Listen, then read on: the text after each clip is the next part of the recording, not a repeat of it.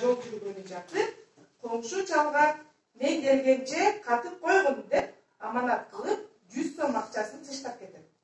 Арадан бир топ жыл өтөт. Жигит сапардан кайтат. Баягы аманат калтырган акчасын чалдан сурайт. Чал каратып туруп, балам, жаңылып жатасың, мен сенден бир тиын алган эмесмин, деп акчасын бермек турсун таанып коет. Жигит айыл ичиндеги жакшы саналаш кишилерине кеңеште казыга бар, казы алып берет деп кеңеш беришет. Ошентип казыга барып жигит болгон окуяны айтып берет. Эртеси чалды чакырып, кана эми, карыя, Кудайың төбөңдө турат. Чыныңды айт. Мына бу жигиттин акчасын алдың беле деп сурайт.